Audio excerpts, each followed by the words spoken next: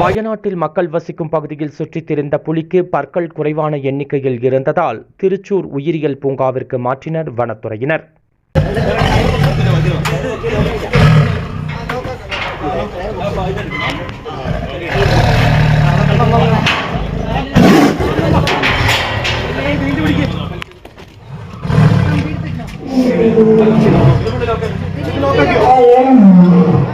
கேரள மாநிலம் வயநாடு அருகே செத்தலையாயத் வனச்சரகத்திற்கு உட்பட்ட புல்பலி அருகே உள்ள சுரபிக்காவலர் தண்ணித்தெரு வடனக்காவல பகுதியில் வசிக்கும் மக்களிடையே பீதியை ஏற்படுத்தி வந்த சுமார் 7 வயது மதிக்கத்தக்க WWL 127 என்ற ஆண் புலி 26ஆம் தேதி திங்கட்கிழமை காலை வயநாடு வனத்துறையினரால் பிடிபட்டது.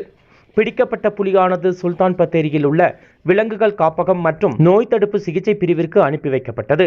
சிகிச்சையின் முடிவில் பற்கள் இழந்துள்ளதாகவும் ஏற்கனவே 2 புலிகள் சண்டையிட்டதில் பற்கள் இழந்திருக்கலாம் என்று சந்தேகிக்கப்படுகிறது. இதனையடுத்து தேசிய புலிகள் பாதுகாப்பு ஆணையத்தின் நெறிமுறையின்படி சுல்தான் பத்தேரியில் இருந்து செவ்வாய்க்கிழமை இரவு 10 மணி அளவில் வனத்துறை ஆம்புலன்ஸில் புலியை திருச்சூர் உயிரியல் பூங்காவிற்கு கொண்டு சென்றனர்.